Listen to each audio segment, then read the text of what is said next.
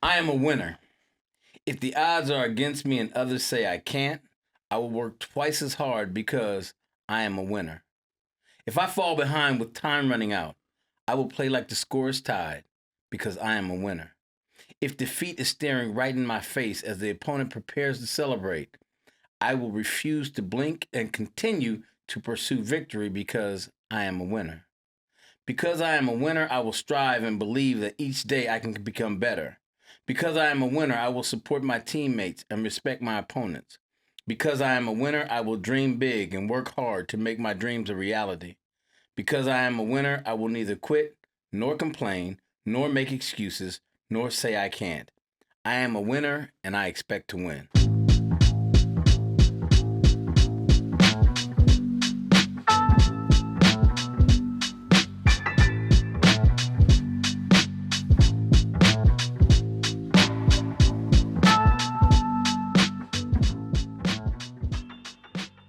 What's happening, family? We back again for What Black Dads Think. I get to hang out with my people every week. And this week I got a special guy here that I think you're going to really enjoy. But we're a show. And what we like to do, well, we say we're a show, but really we're a podcast, we're a conversation where folks just kind of getting together and just talking about the dynamics of black fatherhood or fatherhood from a black American perspective. As a reminder, you can follow us on Apple Music, Spotify, wherever you get your podcast from. But what we strive to be raw and uncut. And what I mean by that is that we want to have the real conversations that make a difference. We want to have real talk with real people in real time. Today, well, this season, actually, we're talking about dads with daughters. We're talking two dads with daughters. So what that means is that every brother that we have on the show this season is going to be a dad that is parenting some daughters, that either several daughters or at least one. But we'll be discussing lots of topics, and it's going to be some good conversation. Today I got my man Kevin Mills. It's funny, Kev, because in my phone it don't say Kevin Mills. You know what it says? It says the real Kevin Mills. and I put it in there because I had a couple numbers for you, right? But the real Kevin Mills also is just what I think in terms of you. I'm like, Kev is the real dude, man. He's like on so many levels, man. And I think that you are an enigma, if that's the word, in terms of people really understanding kind of who you are and what you are. My man Kev, he's the father of 4 scholar athletes, and we'll come back to that. He's an educator, a former college athlete, a coach, a trainer. He's a mentor to me in a lot of ways, and he's my brother in Christ. Did I miss anything, Kev? Nah, you got it all. I got it all? All right, cool. I don't think I got it all, but I hit the key points, you got your right? Points. You all got right, your key cool, points. right. Yes, sir. Yes, all right, sir. and you know I'm sitting here, man, and I'm trying to remember when we met, man. I know when we met, but I'm trying to think how we met, right? Because our daughters, our second daughters. It's wild. I was thinking about that today. Both of them are our second daughters, right? Yes. And so they were playing soccer at USC. My daughter was a solid practice player, so she was helping him get ready. But his daughter was killing it. Kelly just recently stopped playing pro, right? Yes. Yeah. So she went on. She was a stud at USC. Led the team to a national championship, and then we had they just became sisters, lifelong friends, and that's kind of where they are. And in the midst, you and I. But do you remember, man, like when we met, bro? We met at the Coliseum. Right, but I know where, but I mean, like, how did... I'm saying we met at the Coliseum because it's funny you say the real Kevin. I was being the real Kevin. That was the days of Ali? Yes, that was the days of Ali. I don't know, I've been a coach my whole life, and I just think one of my coaches told me that as a coach, people pay their $5 to get in. They could pretty much say what they want to say. So I take that to heart. Okay. And they were playing Arizona. Uh-huh. And Arizona hadn't won a game in league. They hadn't won a game, period. Soccer game, that is. Women's soccer. And there was just some coaching moves. And I'm not a soccer coach, but I'm a coach. Right. And I understand the sport of whatever it is being played. Okay. So there were some moves being made. And Ali pulls the goalie. And they score. They score a long goal. And all game long, he had been playing. So I went and I started going in on him. I'm like, man. And what was I do? I probably sitting there laughing. No, I at the time, you was like, because we didn't know each other. So you was like, man, when I talked to you, he was like, man, he was like, man, who is this dude? Yeah. Because I was like, man, here comes Pat Hayden. He's coming down the hallway now. That's right. Wow. And he looked up and I said, man, don't be looking up here at me, and then he took my daughter out. So then I was like, man, don't take her out because you want to get at me. Come up here and face me like a man. Right. So we having this dialogue, and this dude is looking at me. That was their freshman year? Yep. That's crazy, man. And he's looking at me, and he's having dialogue. Mm-hmm. And that night, Kayla had called me, and she was like, we had a meeting at 4:00 in the morning. He woke all the girls up at 4:00 in the morning, and told him his wife was sitting right behind me. Mm-hmm. So he says if somebody's parents keeps going like, ballistic in the stands, he's gonna unleash his daughter. Or unleash his wife. Unleash his wife. I'm sorry, unleash his wife. Mm-hmm. And I told my daughter, I said, man, I'm gonna find her next time, and I'm gonna sit next to her, and I'm gonna make sure that she understands what unleash means. Wow. And after that contest, you came up to me and you was like, my brother, my brother, man. He was like, you asked me, he was like, man, are you sure? We don't know each other, but our daughters know each other and they play together. He was like, are you sure you should be going that route? And I told you something. I don't know if it stuck to you. I said, man, my daughter was recruited by 106 colleges. And if USC don't want her, there's somebody that will take her in a heartbeat. Yeah. And she does not have to be here. Now, I'll be honest. I don't remember that statement, but you've given me so many statements like that, that one just fits right in the catalog with everything else that we talked about. One of the things I was thinking about before, I remember when they got the new coach, Kadani, and we were talking, and you were like, I was like, man, what you think about the new coach? This, that, and that. He said, I like him as long as my daughter like him. And I was like, wow. I was like, okay, I'm doing that, man. And so I just, just off top, man, it's been good for me just to kind of have you as my brother, because that's one side of you. And that's the side, we're going to talk about sports and competition and stuff today. Yes. But then the other side of you is it was showed up today. I don't know if it's eloquent, if it's loquacious, if it's just articulate. I mean, all of that kind of fits in your bucket. And you the only dude that when I get a text, I'm like, man, I need to think about this. This is a mini novel. You know what I'm saying? I mean, and it's solid, and it's always on point, man. And I just really appreciate that, And so all of that, man, is those are just the different sides of Kevin Mills, man. I always think about you as my brother from another mother. I mean, we didn't know each other growing up. We grew up. What you grew up like in Pasadena area? Northwest Pasadena. Yeah. And I'm off 92nd and Western. How old are you, Kevin? I will be. I'm approaching 56. Okay, cool. And I'm 58, so I'm approaching 59. Yeah. So we're a little bit apart, but we're right there in that same window, right? Yes. But the crazy part is just this, man. Is that, like I said, you my brother from another mother. Tell me, or talk to me about just your childhood. Kind of growing up, and then. What are some of the things that shaped your character, man? Because you're a character guy, man. I am a character guy, and it's ironic, or possibly not. I was just having this conversation on the way in with a good friend, and in a nutshell, the things that shape me are, they are things that I was just explaining to him. I'm an adopted kid. I'm a child of a rape. I'm the product of a rape. And for my whole life, I've been battling just the lady who took me in and raised me. I battled her kids, and it wasn't no battle because they were older. They were older than I was. Like significantly older? Significantly older. Okay, got it. The youngest was 11 years older than I was. Okay, gotcha. And just some of the things that took place just was, it's movie stuff, because you would think like, man, people really do that, and, I was already an angry kid with a mouth, and I think the mouth just develops because and I'm gonna refer to her affectionately as grandmother. Okay. My grandmother, they say that a woman can't raise a man, but she did an amazing job in just figuring me out. She had 10 children, and of her own. Okay.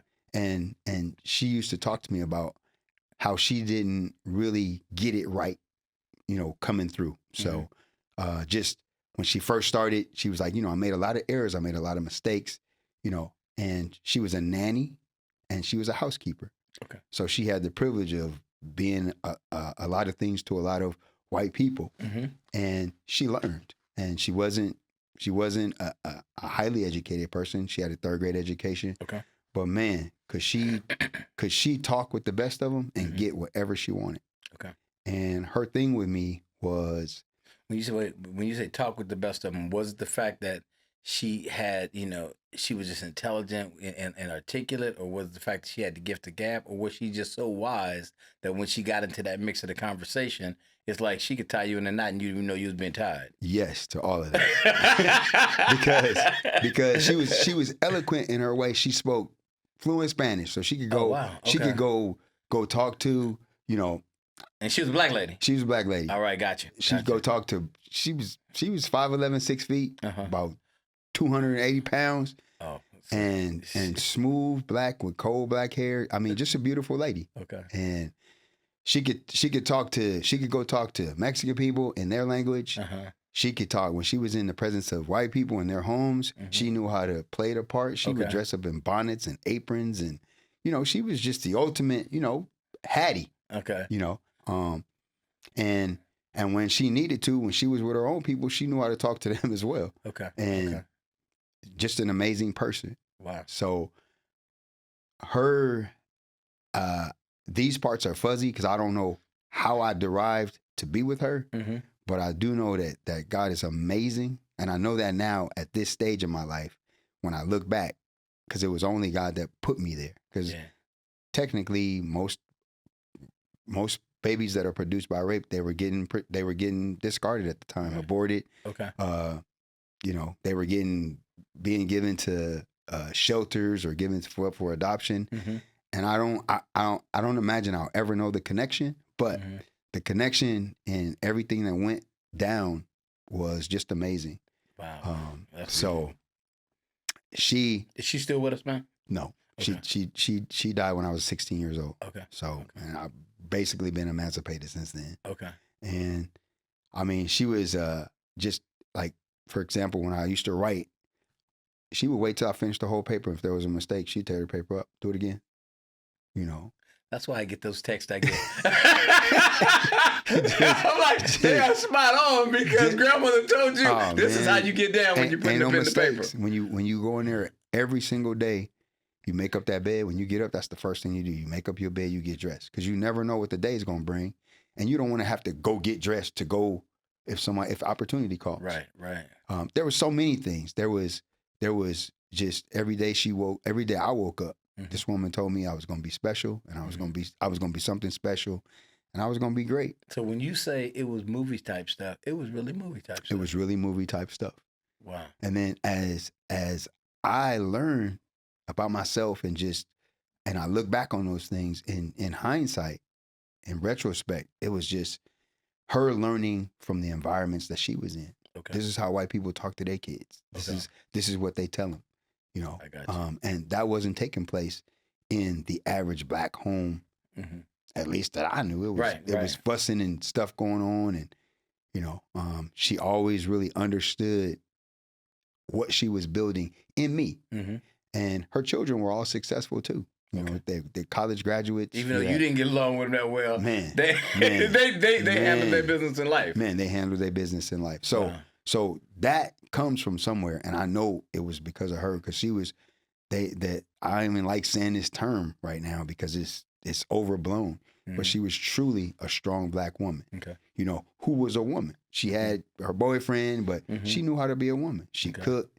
She made sure that she served me like I was the king. I always ate before she ate. I got to choose and go about how I would eat and what I would do. And her requirements were simple. Is you owe me good grades. You owe me to be respectful. You owe me to be as eloquent as possible. And she knew all, I'm going to call them demons. She knew all the demons that were in me that I would have to deal with in just because of your situation, just because of my situation. So just preparing me to be a great father, depends on who you ask about my person, but to people that I'm loyal to, I'm a great person. To people I'm not. Well, that's the only Kev I know. So yeah. I got to roll with the one I know. You know? With no apologies though, yeah. unapologetically. I am who I am. So because It sound and shout out. I wanna give her flowers even in this moment. What was her name? Phyllis. Phyllis. Yes. All right. To Yeah. Miss Phyllis, man. I'm sitting here and because I was gonna ask you, just kind of, because I know you didn't grow up with your dad, right? Right. And so I was sitting there and I was thinking, okay, cool. It had to be some men along the way that kind of, poured into Kev's life and just kind of, and I don't want to hear about that, but it sounded like in a real unique kind of way, Mm-hmm. she did some things that a lot of folks can't do. Like you said, a lot of women can't really raise strong young men, Right. and she was capable of doing that. Right. Obviously, with you and with her kids too. Right. Because you didn't say nothing about her having a husband. You No, don't remember. She didn't. She didn't have a husband. So yeah. So were there any or did she make sure there were men in your life that kind of poured in your life? It again, it's funny because we know through sport, we Mhm. know we meet who we meet and we Mhm. get who we get. Right. And ironically, for me, my first experience was in probably my first experience was in Little League baseball. Okay. I was on a team and the coach, strong coach, but our personalities didn't go Okay. well at Okay. all.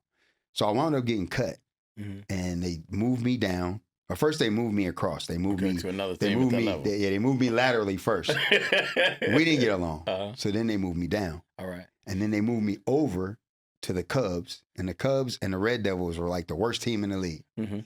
And then the Red Devils brought me up. Okay.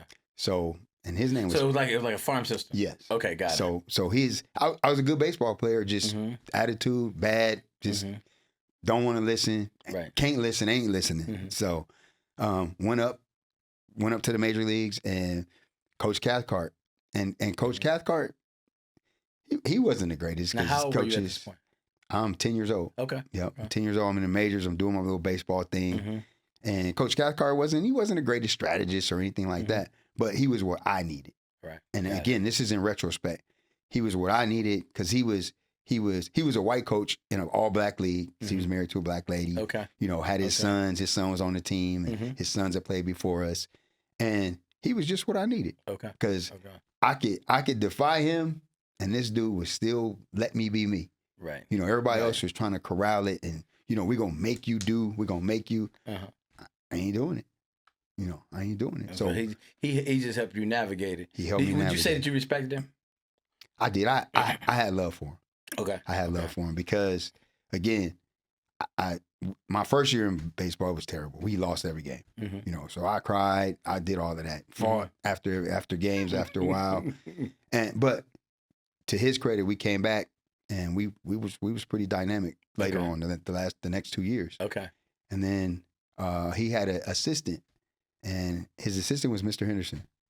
And Mr. Henderson, very, very quiet man, just humble and meek. Black guy or white guy? Black guy. Okay. And me, I'd be mouthing off. Mm-hmm. And Mr. Henderson knew the trick. He knew how to hit that ball. I played shortstop. I was at practice, and he told me to do something. I said something back to him. Man, he hit me a shot, and he knew how to make the ball skip. That ball skipped and hit me in my mouth, busted my lip, made the teeth bleed on the top. Uh-huh. And he said, now, do I have your attention now? Wow. I never Wow. said anything else to that man outside of yes, coach, no, coach, or what I was supposed to do. That's coaching. Yes. I think about I read some stuff on John Wooden, right? And talked about he did a lot of bench therapy. Uh-huh. Like, I can't get your attention. Oh yeah. You're gonna sit right here. Oh. And it's really use the game to teach. Yes. And so and that's the real critical part in terms of using him to teach. And then what are you using to teach?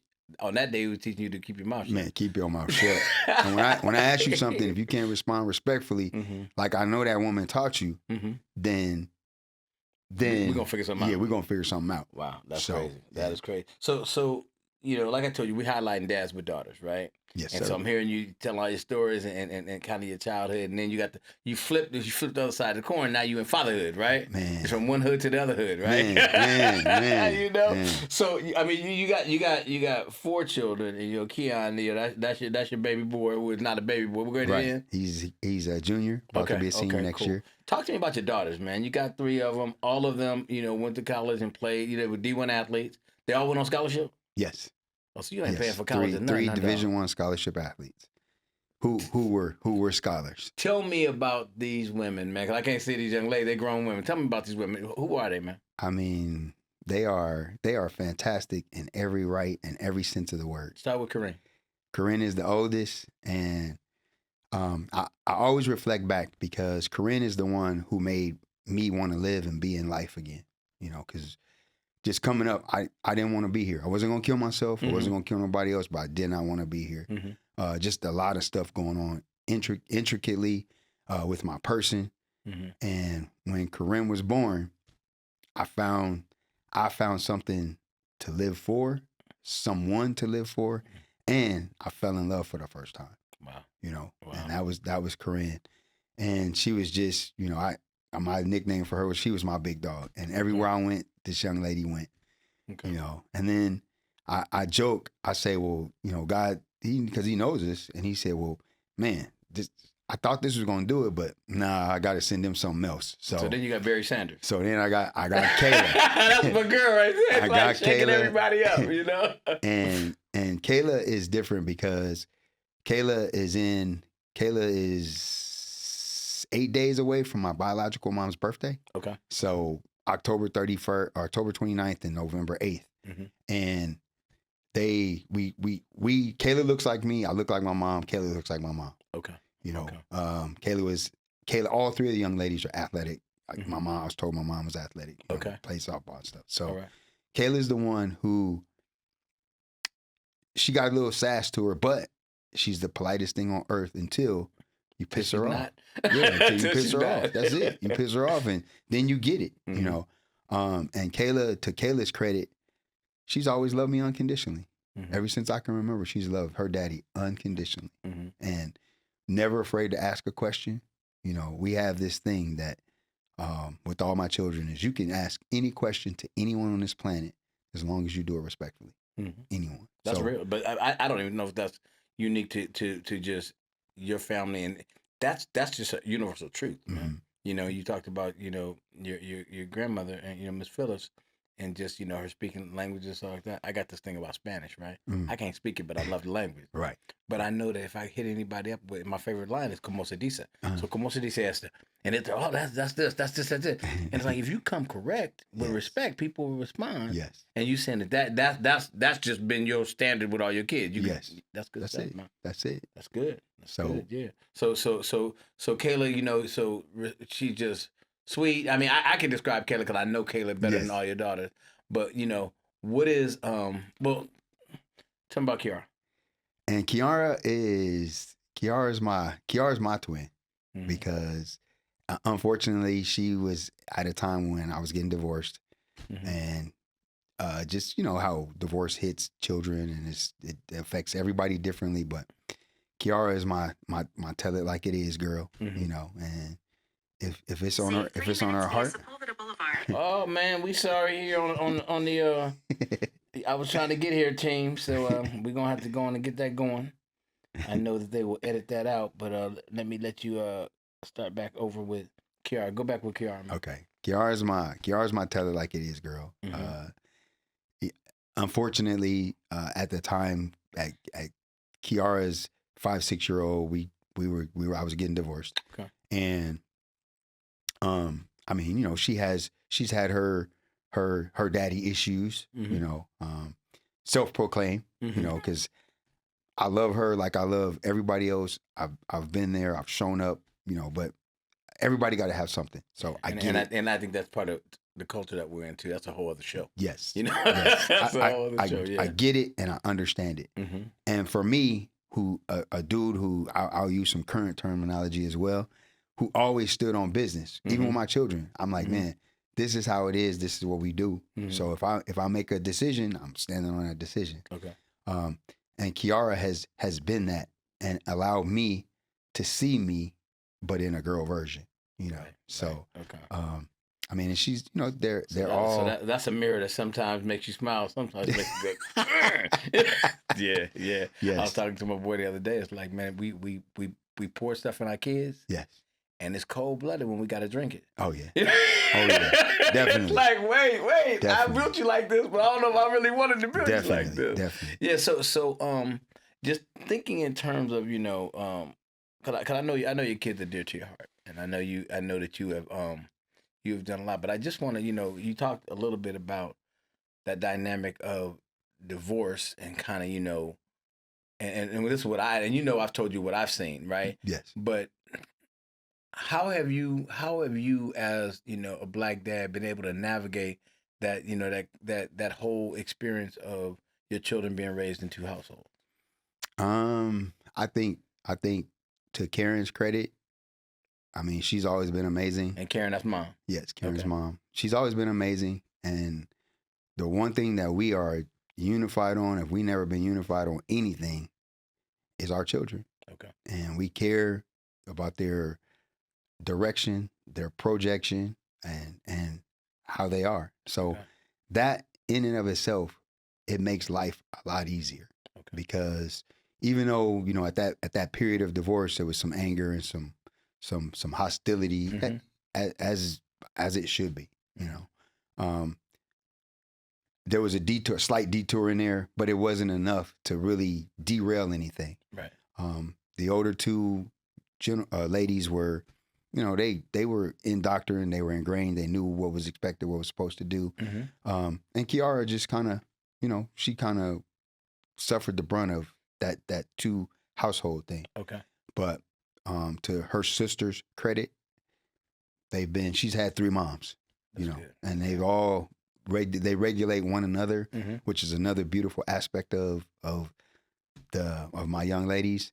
And the divorce piece is tragic because and for me, it was simply because of just things I didn't know about myself, Right.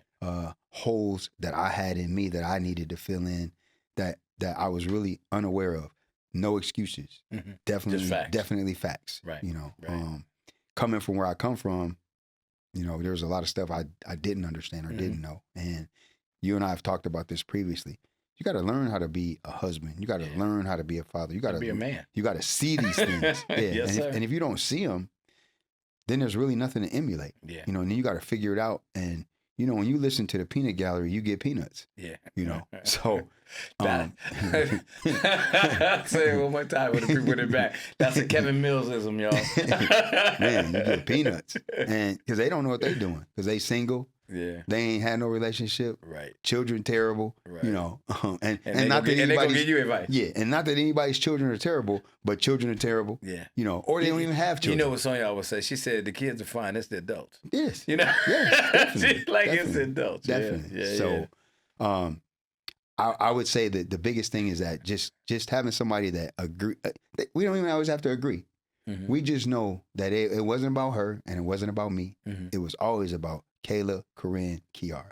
So that's a winning attitude, man. And we're gonna talk a little bit about winning attitudes in life, because in that space, you're raising your kids. It's not about once you understand who the opponent is, Right. Then you can figure out a strategy that wins, right? Man, that's it. And so I'm like, okay, cool. So well, let me take a step back, because the topic for today is mindset matters, right? And Yes. we're talking about sports competition and a winning attitude. Man. So that's kind of, I was like, who do I talk to? So I got some questions on my list, bro. But you just, if you hit a lick, you just keep going with Okay. it, right? Okay.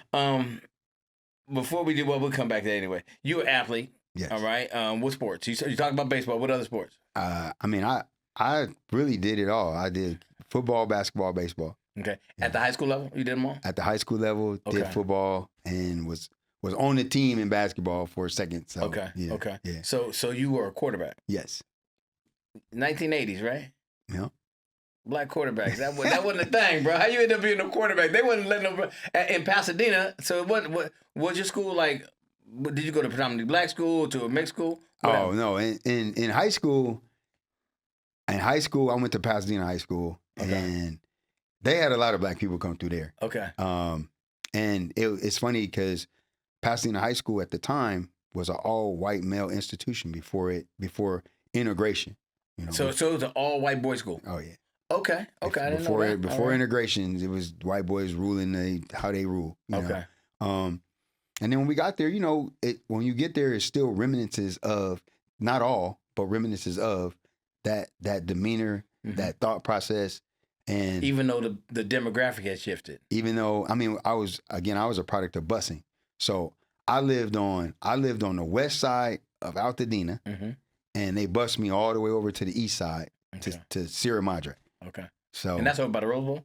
Or no? I lived over by the Rose Bowl. You live by the Rose Bowl? Yes, I live north of the Rose Bowl. And so they bust you, because I don't really know Pasadena, so that would be... So they bust me east of the Rose Bowl. Oh, going the other direction. Okay, yeah. got it. Okay. Yeah. So all right. So you sitting there and you at the school, high school. You played quarterback in high school? I had a coach who, you know, he knows who he is. He was terrible. Okay. You know, he was terrible until I started coaching, and I understood. He was. Yeah. Okay. And I understood because he told me he couldn't trust me because I was a wild card, and he knew he what he said was true. Okay. Because he'd have told me to do something, and I'd have did what I wanted to do. So called an audible. Admittedly, I did it. You know, all right. So go back. So, when did you in high school? What position did you play? I was a corner and a safety, and I was our backup quarterback. Okay, cool. So then, next level, did you go straight to the university? You played at JC. Went straight to university. What school did you go to? One of my friends. We went to Cal Poly. Okay, cool. So, and you played quarterback at Cal Poly. Yes, but I came in as a receiver DB. Okay. You know, and all our guys got hurt in a game, and I went in the game, and I never came out. Freshman year? Yep. Wow. Okay. Yep. Okay. So I'm wondering. I mean, Cal Poly. You know, when I think back in the '80s, it was Cal Poly because it is Cal Poly now, right? All white male institution. It just did that in the '70s. So, what were the politics that you had to navigate from a competitive standpoint in that space? To I mean, yeah, I'll be quiet there. What was the politics you had to navigate? Oh man, you got to deal with the coach. You got to deal with the players on the team. A lot of those guys, our quarterback in particular, had come from St. Paul. Okay. So another white institution at the time. Right. You know, all white boys. That was it. He was 6'3", you know, he wore knee braces. Okay. He couldn't run to go get water. He couldn't run to go get water. Uh-huh. And I was the scout team quarterback. Okay. And when I came in, my boys had been there already, and they was like, man, I got somebody that could help us. So, you know, I came into the school, and attitude, everything. Came in attitude. And our coach, he didn't know football. So, you know, somebody had to let him know he didn't know football. Right. So that was that would be the same brother that Mr. Henderson had to check. Right. That was me. But he wasn't no Mr. Henderson. But now I'm grown, you know, and I'm of age to be grown. So, and he and I, we just butted heads. We just the whole time, all the time, every time. And but despite that, you still started. Yeah, he needed me. I told him that. So because we had a similar conversation on another show when we were talking about business and different things like that. But it sounds to me like, in spite of all, you know, and I'll use this word, in spite of your arrogance, you still knew your worth. Yes. Yeah. And I told him. Yeah. And I told him. Yeah, well, so, I mean, you know, that ain't never been a problem. So, you know. I told him. And I mean, you know, as I look back at it, I have, and it doesn't matter who would agree with that, but I have a quiet confidence. I've always had that. Yeah, that's fair. Your poem at the beginning of the show is dead on. I'm gonna win. I don't lose. Yeah. You know, I can be patient and I can wait, and that's how I approached everything in my life. Even though it seems like I could be a bit erratic, or I could be just, you know, man, I just got to have it right now. I'm patient. I could wait a year. I could wait a year to meet a lady. Okay. You know, meet a young lady. Right. You know, I could do that. Gotcha. Because I know what my end game is. And that person that I'm in pursuit of don't even know I'm in pursuit of them. Right. But at the end, I'm capturing a rabbit. So we didn't flip, and that's the whole point of us having even this conversation, is to think through. Sports are really a metaphor for something way bigger than sports. Definitely. You know, and so when you say that whole patience, that strategy, I coached, you know, I didn't play at a high level, played in high school, right? But I coached at high school too, and I had a buddy of mine who had played, you know, in college, and he used to always tell me, you know, he's like, because I'd watch the ball, he'd watch the game. Mhm. You know, and so I'm like, yeah, I'm watching, you know, and it's like, and I'm like, man, did you see? It's like, man, I'm looking at my linebackers, man. They're not da da da da da. Or I'm looking at these tendencies over here, setting up some other stuff, right? Right. And like you said, that patience Right. is where strategy comes in. Yes. And I can understand in other spaces in life. As I've gotten older, I've gotten a little bit better in understanding sports, but I'm still a fan. Yes. You know, Yes. I'm just a fan, and it's hard to be a fan and an athlete at the same time. Definitely. You know, you got to do so. Just thinking in terms of fan, though. All right, I'm just going to ask, because you're an athlete, I always ask this question. Favorite sport to watch and why? College football. Okay, why? Because it's still, as of today, it still has a purity to it. Okay. You know, where the athletes, there's really something to play for. You know, now it's NIL, but there's something to play for. What's your take on NIL, man? I mean, I like NIL. I like the portal. I like all of that. Oh, so you just like I get like in it all of and that. do your thing, young man. Because we got all these white coaches making all this money. Right. Millions. And more than the school president. more than school president. It's crazy. and we got these athletes that are making these white coaches quote unquote great. But there's nobody, they're saying, oh, we'll give you free education. They're not even going to school. Right. We know that. We've learned that. There's Right. kids who come out of there that can't read. Right, exactly. And if the coach gets a better opportunity, he can leave. And he can leave right when it's time to go. He don't have to wait. And for years, young men could not do that. Right. Yeah. And if I leave or if I don't play in a bowl game, then I'm frowned upon. Right.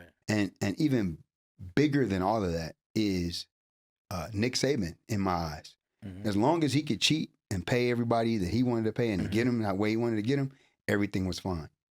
But when this NIL and the portal came And it leveled the and playing it field. leveled the playing field, because if I had to choose between Los Angeles, California, and Alabama, I'm going to Los Angeles, California. Right. You know, Right. all day, every day. Mhm. So if I can pay him enough to get him away from where you at, I'm going there. Right. And now that it's level, and now that it's level, he wants to quit. But he's smart because he wants to get on a committee that's going to affect how it goes moving forward. Yeah. So he's going to have his hand in it, but Yeah. it's bigger than him. Right, You right. know, No, so- that's wild because even as I talked to Malia, you know, and just I like, baby, I said, listen, with this NIL, you may not get nothing because you're not at a big school, you know, you're playing soccer, but you can get a few dollars just to kind of travel back and forth. So, you know, from Right. California to DC, we can do Right. some things, right? Right. You know, but no, it's a crazy opportunity. And then I'm looking at like cats like Caleb Williams, cats like like Deion's son. These guys Mhm. making like $3-4 million. And if you think about it correctly, NIL may keep these youngsters in school Mm-hmm. long enough to get a Yes. degree, Yes. you know. And then when you look at March Madness, they were just talking about Sunday. They were talking about how these teams that are older teams, Mhm. you know, with these senior, those are the ones that are winning. Yes. You know, and so it's Yes. like, so there is another side to that Yes. if the folks looked at it and said, okay, it's a good thing. Yes. There's much more than just a good thing, and now it's a Yes. good thing for everybody. Actually, Yes. that's Yes. good, man. That's good. Yes. So, okay, cool. You said favorite sport to play. Football. All right, period. Football. Period. You still think you can play? I play flag. All I right. still play adult flag leagues. Okay. I don't do as much. Right now I'm just a rusher. I'm a rusher. I could go out and run a couple of routes Uh-huh. and make a catch because I'm competitive and I want Right. to win. So I can get it done. You know, Right. because as a coach, one of my things is I'm never gonna ask an athlete, young or old, to do something I can't show them to do physically. Okay. Okay. So Favorite player.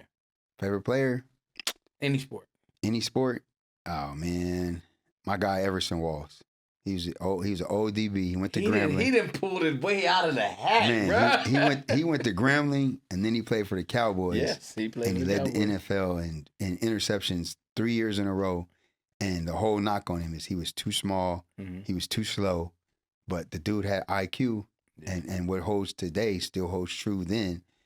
You can know the game, and if I can get to the spot and that I know you're going to before you get there, Mhm. how good are you? Yeah. You know. Yeah. So No, it's funny you talk about IQ and I just remember a guy I played with in high school, right? He was slow as molasses. Never got burnt. Led the team in interceptions. Made every tackle.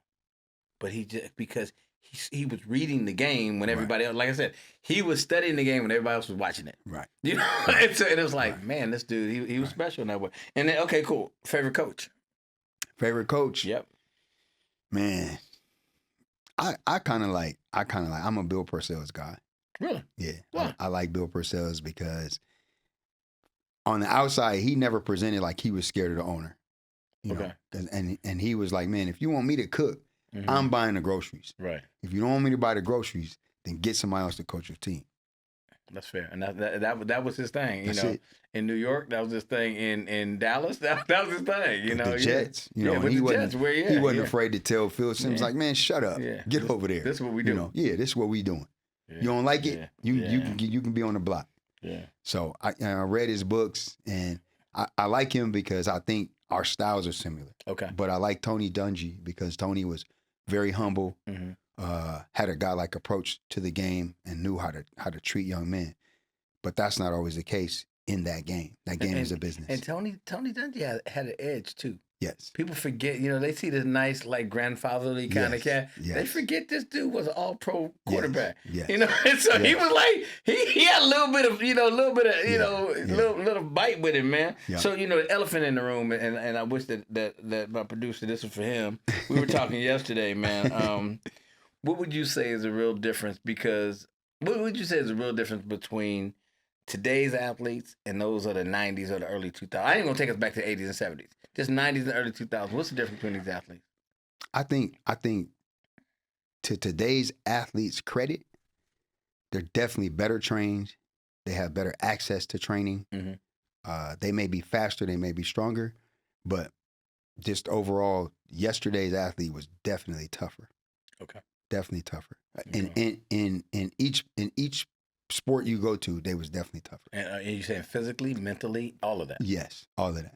Okay. You know, because the one thing is when we were growing up, I know kinesthetic movement, we didn't study that. We were in the street playing that. Yeah. You know, we went to the cross training was what you did, not what you talked about. Yes. We went to the little elementary so we could have dunkable rims. So you get dunked on over there. Exactly. You know, we played 3 flies up. We played over the line. Yep. You know, that taught you how to hit the ball to the opposite field. Yeah. You know, even on my street, when the palm trees fell, we would shave off the thorns on the side, take a skate, take the screw, the wheel off the skate.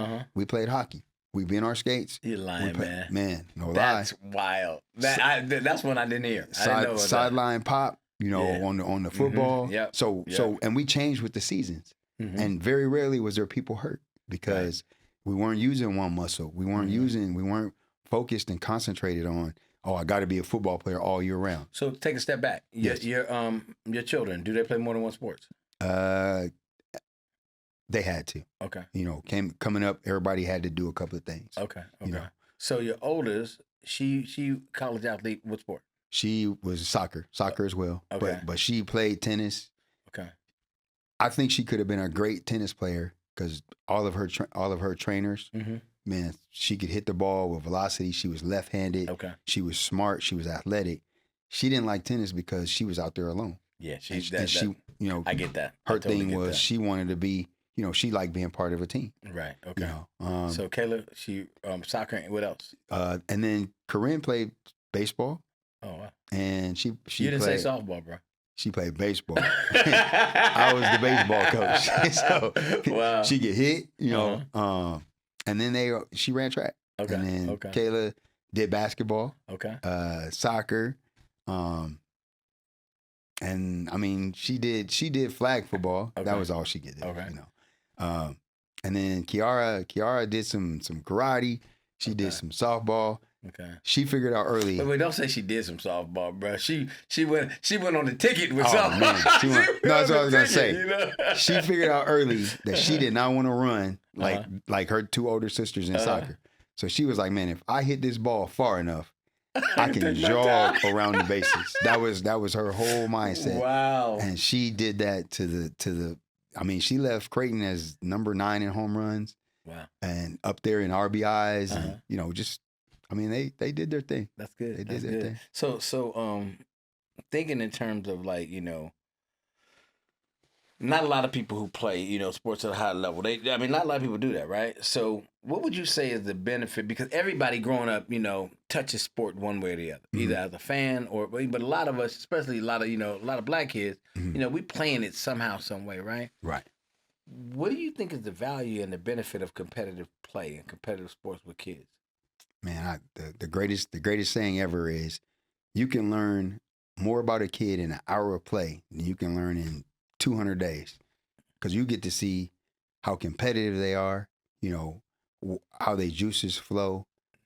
For example, Kayla, her 16th birthday, we took 16 of her friends, and I got this place, this Go-Kart World in Carson. Okay. Man, we took, out of all the girls, there was 3 non-athletes. They left there with concussions. It was so. They were like banging, trying to win, Wow. they doing banging each other up, and it was an amazing time. But it showed us, we could figure out, if I put you out there and I said, man, tell me who the non-athletes are, you would be like, there they go right there, those 3.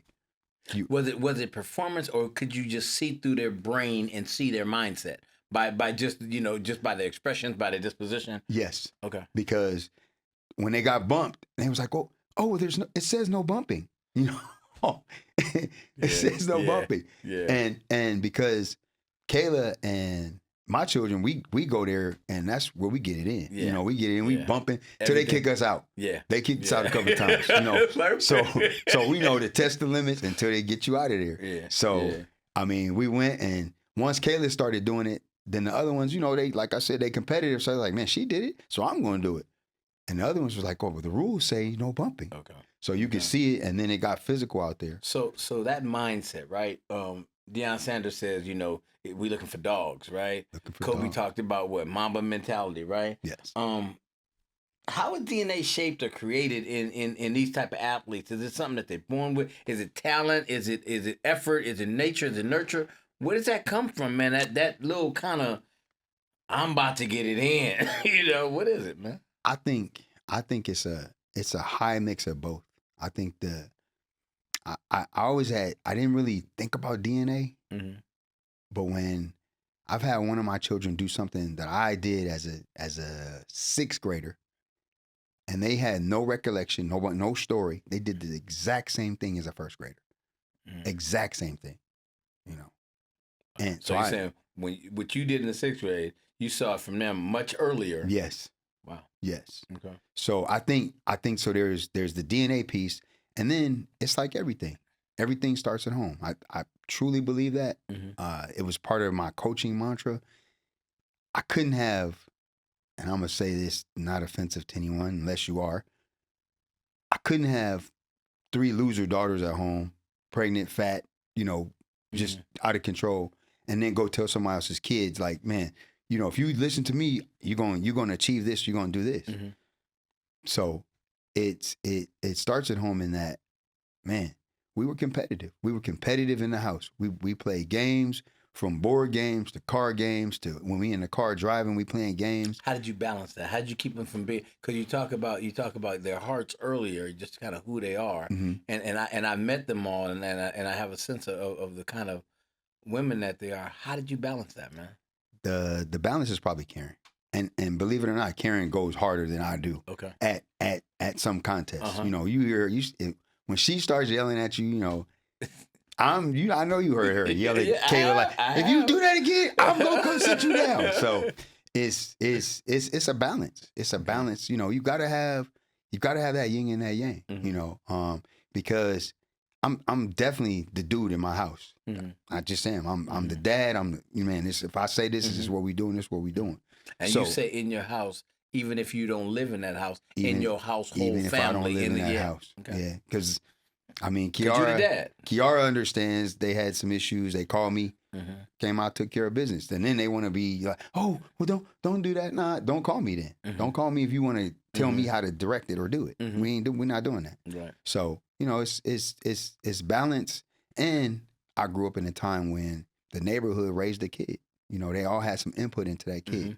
It wasn't. Now, mind you, and this is important that we hear this. You said the neighborhood. You didn't say the streets raised the kid. Right. You said the neighborhood raised the kid, and that's a whole different. Those are two Totally Yeah. different concept. Yes. Keep going, man. I'm Yes. listening. I'm listening.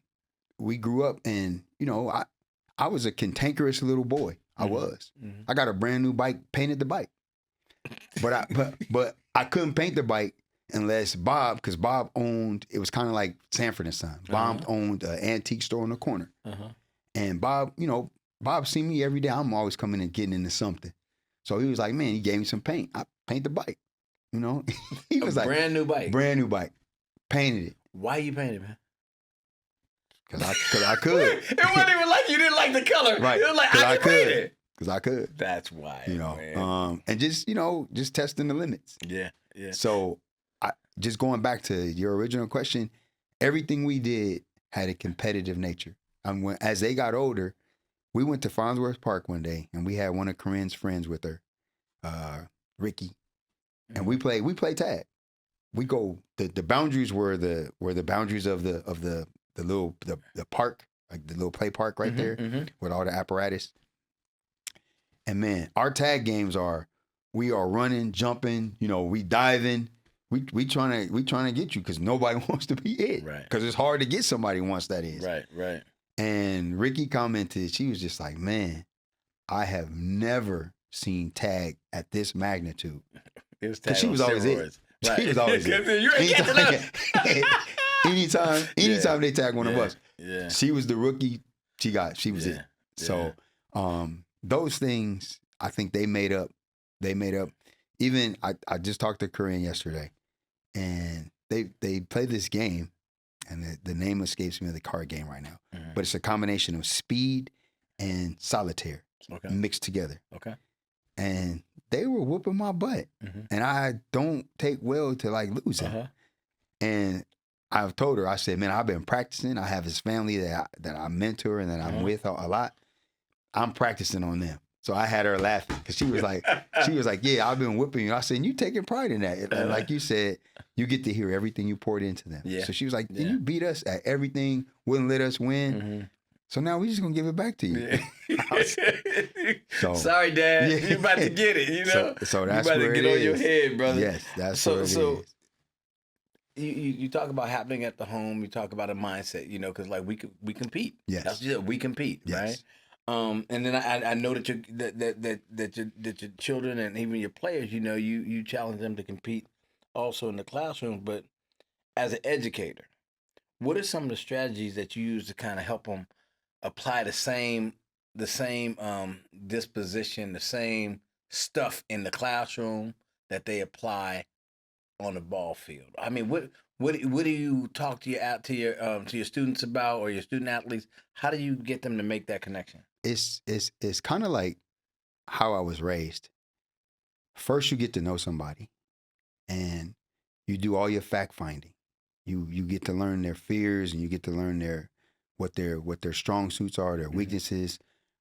And once you learn that, and then you show them that they can trust you. And for me, my second assignment, which was probably my first assignment, because I was an 80%er when I first started. Okay. And I got some kids that nobody wanted. The principal's exact words were, I got 49 kids nobody wants. They're yours. I'm like, man, I'll take them. Okay. Just don't come in my class for the first month. And when we got in there, my first thing was, because I know in the neighborhood we were in, a lot of those kids came to school hungry. So my first thing was, I had a table in the back. Every morning I bought breakfast. I had breakfast claws, I had orange juice, I had milk, I had little... So you was patterning yourself after the Panthers. you little got boxes, to feed them before we get up in there. Little box of cereal, And then I take 15 minutes. They know they had 15 minutes. And we just go around and we just have a conversation, Only thing you couldn't do is you couldn't talk about nothing negative that went on in your neighborhood or your house. Because nobody needs to know your dirty laundry in here, And they got accustomed to that. And then, some of them would come to school dirty, and other kids would talk about them. So we shut the class down. We talk about, logically, do you think a kid would get up, put dirty clothes on, and come to school knowing how vicious kids are? Because if we see a dirty kid, we talking about him. Like, oh, nigga, that's why he got on a dirty shirt. So I washed clothes. I kept clean clothes in the back. And Man, you just get clothes, go to the bathroom, leave your clothes. They could get washed. You could calve the clothes, whatever it was. And once you create a comfort zone, and you got to have that element. You got to have a crazy element. You got to let them know that, man, I'm willing to go there. And I will go there to the ends of earth because you are more important than anything you faced to this point. Okay. And once you accumulate those things and they know that and they trust you and they believe you, you can take them to the moon because they'll follow you. And it's just getting them to follow you, but using them and their idiosyncrasies to get them moving forward.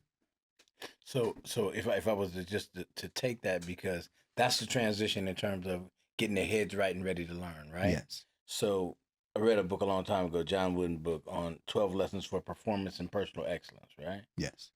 Give me 5 of your keys, man. When you think in terms of competition, winning attitude, not so much sports, but a sports winning mindset. What are your 5 keys to that? Man, the standard is the standard. Explain.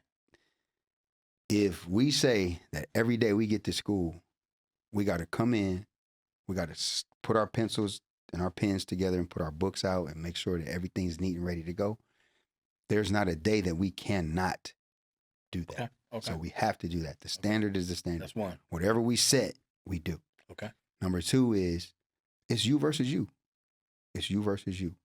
Nobody, it's not me versus you. It's not, because we learn at different paces, at different spaces, in different places. And what you might be going through might detract or add to your learning. What I'm going through might not. So I don't need to compete against you. I just need to be, it's kind of in Atomic Habits, they coin it being 1% better every day. Okay.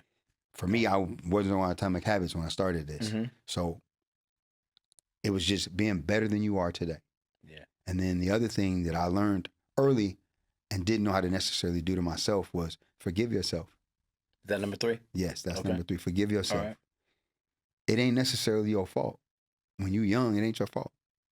But man, I ain't doing well in class, bro. I'm going to class. I ain't, I'm not putting in the effort. That ain't my fault. Nope, not yet. It depends on when you say it. In high school, it's your fault because you know better. But even then, if you are not equipped and you haven't been taught how to read or you haven't been taught how to do, and I've had high school classes where they don't know how to multiply. Right. So that so you're like, whose fault is that? That's a parenting thing for me. That's a parenting thing. But so it ain't their fault at a young stage, and that's when I had them at a young stage. Okay. So that thing is to impart in them, teach them to go home and teach their parents. Standard is a standard. What was the second one? The second one was you versus you. You versus you. Third one is forgive yourself. Forgive yourself. Give me number 4. And number 4 is you as an individual. I'm responsible to give you my best every day. That's my children. That's my players. That's my students. That's my workers. That's my customer. And my in sports, client. that's your team. That's my team. Right. And then probably my 5th one is it's real simple. I'm never going to tell you what you want to hear. I'm going to tell you what you need to hear. Okay. Yeah. I'm never going to tell you what you want to hear. I'm going to tell you what you need to hear. And is that as a coach? Is that as a peer? Is that as a dad? Or is that just as a human being? Yes. All of that. All of that. All right. Fair enough. That's good. That's good, man. All of that. Do you think we overemphasize sports and competition in the Black community? No, I don't. Okay. I don't think so, because sports is the crux that leads down those avenues. That dude who's a doctor, he plays sports. Where'd he get his competitive from? He wants to be the best doctor. He didn't just wake up and be like, oh, I want to be the best doctor. He played some football. He played some baseball. He played some soccer. I can tell you some cats that didn't. I can tell you some brains that wasn't really about that sport life, man. And you know why? Why? Because they couldn't do it. So you telling me the ones that could do it did it? The ones that could do it did it. then where did the ones that couldn't do it? Where did they get that competitive? Because these cats in certain areas, they just as competitive. They may be just as competitive because they watching it. They watching it, and they got friends too. So you telling me sports bleeds on everybody? Sports bleeds on everybody. Okay. I got to think about that, man. I mean, I agree. I don't disagree with you. I'm looking for, counter narratives and counter examples. And I'm like, okay, yeah, these corny cats who maybe not have touched the ball or whatever, they still kind of watch the game or they, right. And because who can afford, let's just talk from a pro level, who can afford to go see these guys play? Them doctors and those guys, right? And if it wasn't important, why even go? If it don't matter. But do you think that we overemphasize it, man? I mean, because I'm in the classroom, man. I'm in the classroom with 20 young men. We doing this program, right? Mm-hmm. I walk in and I ask them before we start reshaping their thinking. You know where I'm going, Kel? Yes. What you want to do when you get older? Yes, I want to be an NBA player. NBA, NFL. They don't even say baseball or something. Yeah. NBA, NFL. That boom, boom, boom, boom, boom. What do we do with that, man? Because that's that we know the percentages saying, bro, you ain't about to get there, man. Not at all. But what we do is, like I did in my class, the carrot is the carrot. They don't know they're not going to get there. Not yet.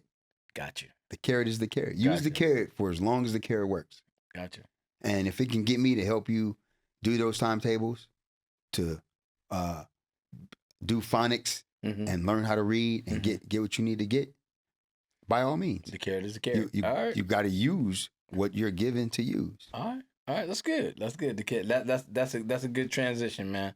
We're going into our last section, and we got this thing called Girls, Grit, and Grace. Now, when I was talking about a book a while ago, that was going to be the title of the book, right? Okay. Yeah, okay. But this is our segment where I'm gonna give you one of those words, and you get to pick one of those words, and I got some questions for you in that thing. So, Girls, Grit, or Grace? Let's go with grit. All right, we go with grit. I don't know why I'm surprised, right? All right, grit. How have you intentionally modeled masculinity and manhood before your daughters, while at the same time equipping them to become strong yet gracious women? Oh my, that's awesome right there. My middle daughter would, every time we talk about, I talk about roles, because we all have roles. I can't have a baby, nor do I want to have one, but by the same token, the young lady can't produce a baby, and nor she can't make a baby. She can have a baby, but she can't make a baby. So we talk about roles, and we talk about, because maybe in our household, I was the disciplinarian. I'm in everybody's phone, or I used to be, as bad cop. I never got dad. I'm the bad cop. Right. Because I'm the one that comes in and regulates stuff. Right. That was my role. Consequently, I didn't like how things got cleaned, so I was the cleaner too, because I like my clean, and I'm good at that. Nurturing, I had some of that in me, but I didn't have as much as I needed to have some girls. So, but because they were my girls, and I never wanted them to say, "Well, man, if we were boys, you wouldn't have treated us like that." So that was my standpoint that I operated with my young ladies, is that I never wanted them to be able to say, "Well, if we were boys, you wouldn't have operated like that." No. So disciplinarian, house cleaner, and what the consistent discipline, I guess. That's it. Consistency. But I also could love them and hug them, and do dates with them, and take them different places and show them different things. Just again, showing them how and what to be and what to expect. And you define your role. And when you're in a relationship, if you get in a relationship, you and your husband will define your roles. Yeah. It doesn't go, oh, because I'm a woman, I have to, because I'm a man, I have to. Outside of, you got to be the man of the house. When the movies are famous for, if a robber shows up, the man got to get up. But what if he ain't the tough dude in the house? What if he's the one that, in today's climate, what if the woman is the one that thinks she's bad? Man, I'm not sending her out there. Right. Man, I'm right. going to get my little thing right there, and Yeah. however he came, he ain't leaving. Right. So right. that's and it. to your point, rolls are rolls. That's it. Rolls are rolls. Rolls are rolls. Yep. Rolls are rolls. Okay. Okay. No, that's good, man. And I think that's one of the challenges that we have. You know, when we think in terms of grit, we too often we deny women the opportunity to be women because we have this conversation, and I don't know if it's right or wrong, but we have this conversation where everything is equal. Yeah. Everything is equal in value, but not in function. Yes. You know, and I think we have to understand that in function, we are functionally made differently. Yes. And, On purpose. On purpose. Intentionally. Yes, on For purpose. the health of the species, right? You know, Right, that's what we right, do, right? right. So, yeah, man, this has been good, bro. And I know we can probably chop this up for a long time, but as we always do. But we're gonna close out with this, man. You know, lots of young brothers trying to figure it out. Yes. You know, we on the other side. When I turned 50, Malia said this. She said, she sent me a text. Well, actually, my boy sent me a text. She clowns me with it from now on. She said, "Dad, you halfway there." Because that's what my boy said. She like, and me and her laugh like, halfway where? Like, where we going? Halfway to 100, right? But the deal is just this, man. You know, it's a lot of brothers just trying to figure it out. They're trying to figure it out as parents. They're trying to figure it out as men. Yep. They're trying to figure it out, you know, as dads with daughters, you know, but just dads in general, as husbands, you know. What advice would you give a father of girls in any area right now? If you just had to drop, you know, one piece of gold on them, what would be that advice you would give a father of girls? I'd say love your daughters unequivocally and really learn to conversate with them, because the art of communication is almost gone. You know, with the advent of social media, talk to them so they know that as a man, I shouldn't have to guess what you're thinking or know what you're thinking. That's impossible. But if you communicate with me what you're thinking, then I can accentuate what you're thinking and make it even better for you. That's good. That's good. And I'm gonna put an addendum on that to ask you this question. Is you talked about communication, you talked about patience, you talked about a lot of different things. Did you learn a lot of that stuff from sport? Definitely. Yeah.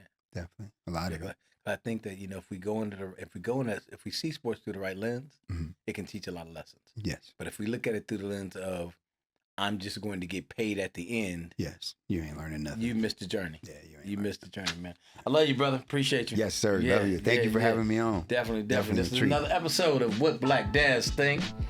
Peace, y'all. Talk to you soon.